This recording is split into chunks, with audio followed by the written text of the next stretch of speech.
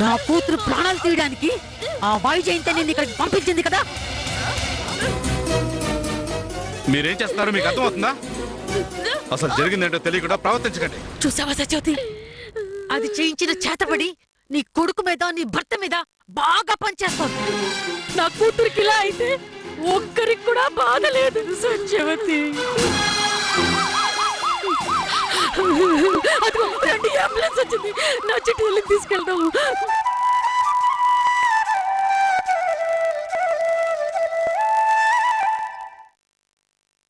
ఈరోజు నేను గాని అమ్మ గాని వాళ్ళ చేతిలో తిట్లు తిని నిందలు పడ్డావంటే దానికి కారణం నువ్వే.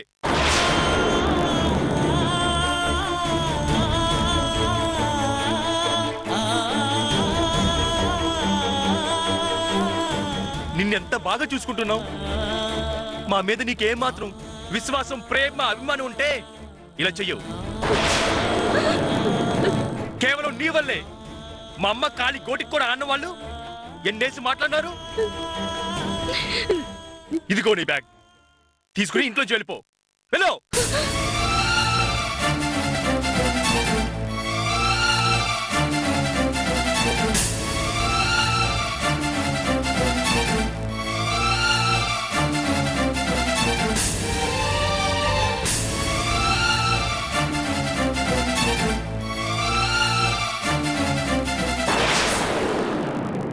Hi guys!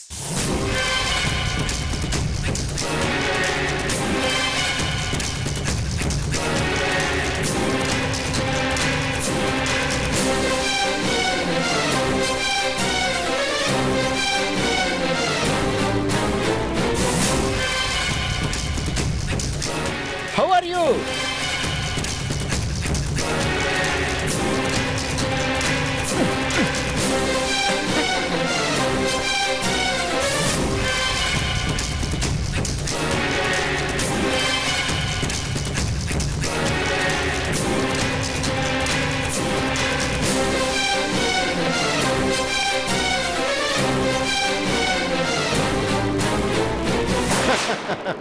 పైరాజు నిశ్చితార్థానికి రాళ్లే లైట్ తీసుకుంటాళ్లే అనుకుంటున్నారేమో. తీసుకోను, నేను లైట్ తీసుకోను.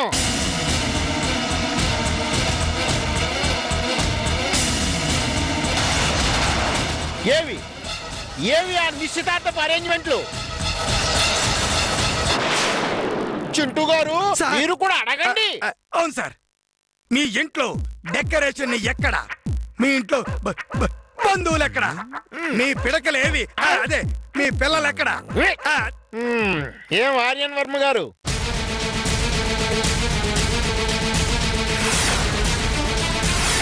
ఎవరు మాట్లాడలేరా? ఏమమ్మా ఇంటి పెద్ద మనిషి, సాయంత్రమే నిశ్చితార్థం అన్నావు కదమ్మా.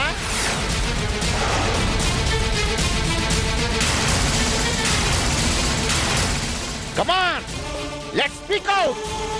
మాట్లాడలేరా? చెప్పలేరా? గుసగుసలు ఆడలేరా? కమాన్ గుసగుస ఏదో ఒకటి చెప్పండి.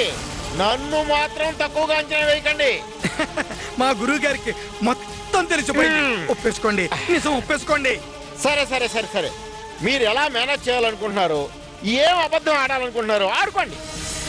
నన్ను మాత్రం ఏదో రకంగా మేనేజ్ చేయండి, వెళ్ళిపోతా. కృష్ణవేణి అనబడే ఈ అమ్మాయికి మాకు ఎటువంటి సంబంధము లేదు. ఎటువంటి సంబంధము లేదు. ఎటువంటి సంబంధము లేదు. ఎటువంటి సంబంధము లేదు.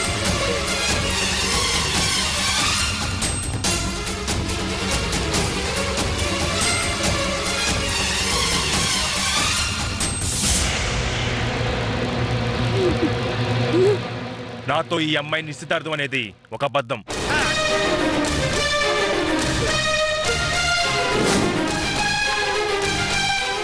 ఈ అమ్మాయి కోసం మేము మీతో అబద్ధం చెప్పాం.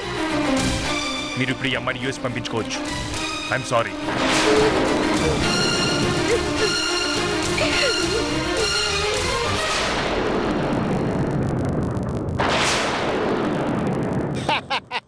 అలా దారికి రండి. నాకు తెలుసు మీరు దొరికిపోతారని. నేను వదలను కదా. మీ నోటితో మీ చేతే ఒప్పించాలని ఇప్పటిదాకా ఎదురు చూశాను. ఇప్పుడు దారికి వచ్చారు. తప్పును ఒప్పుకున్నారు కాబట్టి మిమ్మల్ని క్షమించి ఈ అమ్మాయిని అరెస్ట్ చేసి తీసుకెళ్ళిపోతాను.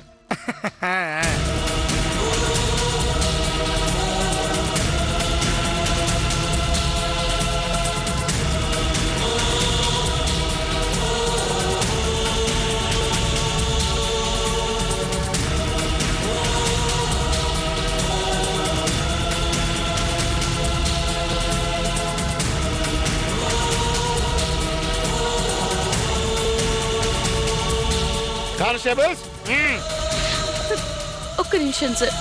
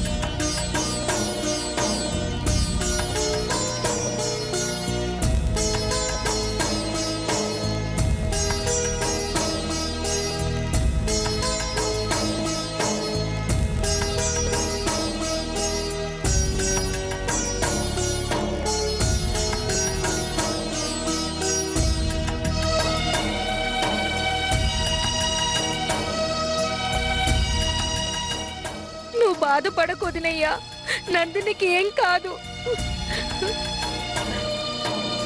చూసావా సత్యవతి, ఆ వైజయంతి చేసే అరాచకాలు చూస్తుంటే నా కడుపు రగిలిపోతుంది. అది ఏమైపోతుందో కానీ ఎవరైనా సుఖంగా ఉంటున్నారంటే తట్టుకోలేక మనుషులు ప్రాణాలు తీసేంత వరకు వచ్చింది. వినాశకాలే విపరీత బుద్ధి అని. అసలు పిల్లలు ఏం చేశారు సత్యవతి, ఇంత ఘోరం చేసింది? చూసావుగా, ఇందాక నీ మొగుడు, కొడుకు, నీ అత్తగారు కూడా అందరూ ఆ వైజయంతిని సపోర్ట్ చేశారు. వినాశకాలే విపరీత బుద్ధి అని. అసలు పిల్లలు ఏం చేశారు సత్యవతి, ఇంత ఘోరం చేసింది? చూసావుగా, ఇందాక నీ మొగుడు, కొడుకు, నీ అత్తగారు కూడా అందరూ ఆ వైజయంతిని సపోర్ట్ చేశారు. మనల్ని ఎవరైతే అర్థం చేసుకోలేకపోయారో వాళ్ళకి ఇప్పుడు బాగా అర్థం అవుతుంది. మన వాళ్ళకి ఏదో ఒక నష్టం జరిగితే కానీ నిజం తెలుసుకోలేని పరిస్థితుల్లో ఉన్నారు. అందుకు నా కూతురు సత్యవతి, నా కూతురు బలైంది. భగవంతుడి దయ వల్ల అశ్విన్కి ఏం కాలేదు. లేదంటే ఇంకా ఏం జరుగుండదు. అస్సలు ఊహించుకోలేకపోతున్నాను సత్యవతి. నా చిట్టి తల్లి లోపల విలవిలలాడిపోతోంది. అయ్యో భగవంతుడా, నా కూతుర్ని కాపాడవయ్యా.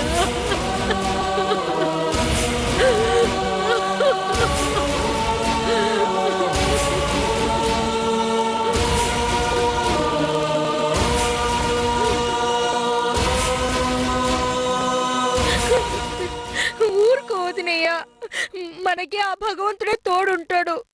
నందినికి ఏం కాదు. అయినా ఆ వైద్యులు ఇబ్బంది పెడితే నన్ను ఇబ్బంది పెట్టాలి కానీ నా పిల్లల మీద పగ పెంచుకోవడం మంచిది కాదు. పెద్దల మధ్య గొడవలకి పిల్లల్ని బలి చేయాలనుకోవడం ఆవిడ మూర్ఖత్వం. ఆవిడ చేసిన తప్పులకి ఆవిడే బలైపోతుంది. మనకి మంచి రోజులు వస్తాయి వదినయ్యా, నువ్వేం కంగారు పడకు.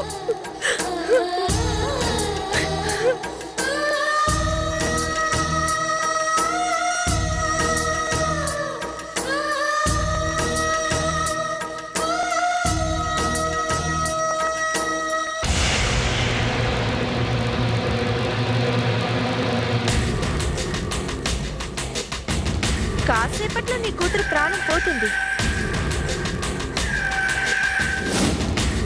ఆ అమ్మాయి వల్ల నీ ఇల్లు వల్లకాడు కాబోతోంది.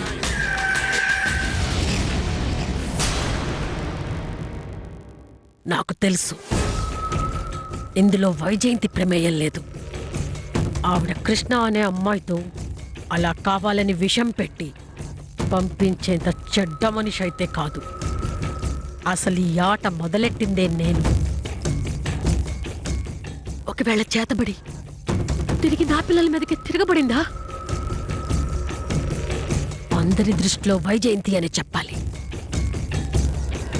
అలా చెప్పకపోతే వచ్చే సమస్యలే వేరు. నాకు అసలేం అర్థం కావట్లేదు. ఎవరు దీన్ని వెనుకున్నారు? కొంప తీసి క్షుద్ర పూజలతో ఆటలాడడం వల్ల వచ్చిన అనర్థమా? లేక నాకు తెలియకుండా దీని వెనుక ఎవరైనా ఉండి ఆడుకుంటున్నారా? ప్రత్యక్షంగా నాతో వైరం ఉన్నది ఈ ముసలిదానికి ఒక్కతికే. కానీ ఈ ముసలిది అటువంటి క్రూరమైన పనులు చేయదు. ఇక్కడ నా కుటుంబంలో కానీ వైజయంతి కుటుంబంలో కానీ ఇలా చేసే వాళ్ళెవ్వరూ లేరు.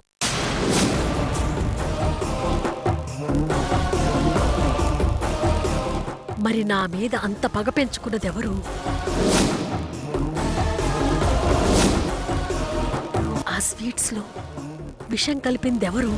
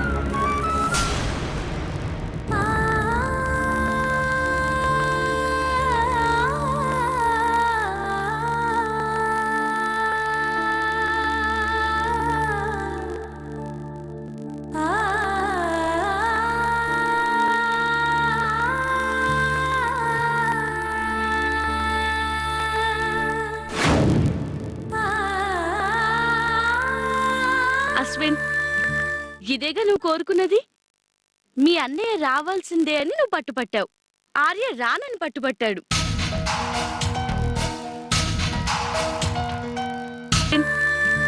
ఇదేగా నువ్వు కోరుకున్నది. మీ అన్నయ్య రావాల్సిందే అని నువ్వు పట్టుపట్టావు. ఆర్య రానని పట్టుపట్టాడు.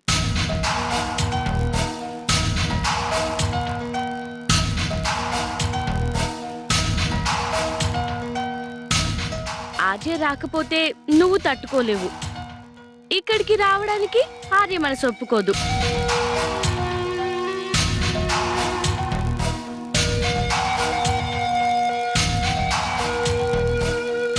ఎందుకు మీ ఇద్దరిని బాధ పెట్టాలి అనుకొని నేనిలా సీసీ కెమెరాలు, ఇంటర్నెట్ లాంటి ఎలక్ట్రానిక్ ఐటమ్స్ ని బేస్ చేసుకొని మీ ఇద్దరు ఒకే చోటు ఉండేలా ఎలా కష్టపడి ఏర్పాటు చేశానో చూసావా?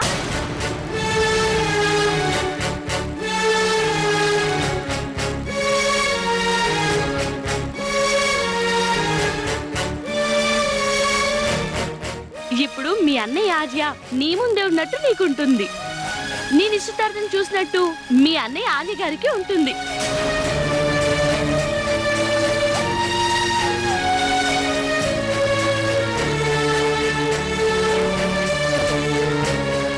నువ్వు హ్యాపీ కదా? అందరినీ హ్యాపీ చేయడానికే ఈ కృష్ణ ఉంది. థ్యాంక్స్ చెప్పవేంటి? థ్యాంక్స్ కాదు, నువ్వు చేసిన ఇలాంటి హెల్ప్కి పెద్ద పార్టీయే ఇస్తాను. పార్టీ ఏం అక్కర్లేదు, కానీ ఎంజాయ్ యువర్ ఎంగేజ్మెంట్. ఇదంతా అరేంజ్ చేయడంలో కొంత నా స్వార్థం కూడా ఉంది. ఆర్య హ్యాపీ అవ్వాలి.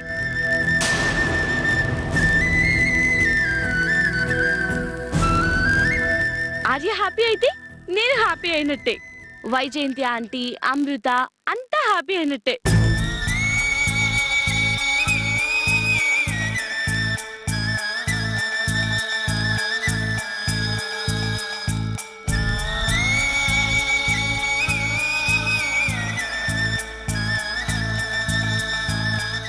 చూసావా అన్నయ్య, కృష్ణ ఇదంతా చేసింది నీ ఆనందం కోసం, అశ్విన్ అన్నయ్య ఆనందం కోసమని ఇప్పటికైనా అర్థమైందా?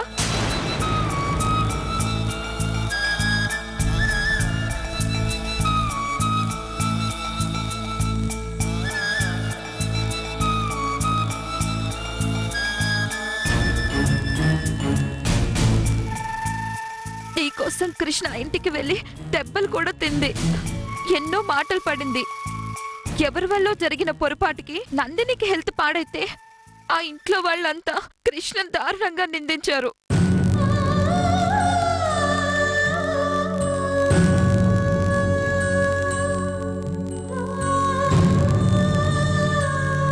మన ఇంటికి వస్తే అర్థం చేసుకోవాల్సిన మనం కూడా ఆ ఇంటి మనుషుల్లాగే ప్రవర్తించాం. పాపం ఆ అమ్మాయి మనసు ఎంత నొచ్చుకుందో.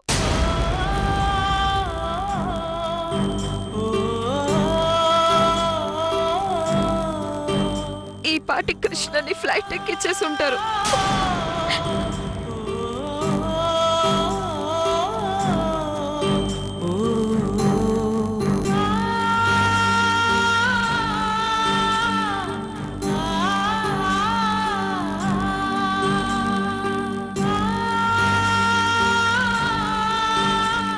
ఆర్య హ్యాపీ అవ్వాలి. ఆర్య హ్యాపీ అయితే నేను హ్యాపీ అయినట్టే. వైజయంతి ఆంటీ, అమృత అంతా హ్యాపీ అయినట్టే.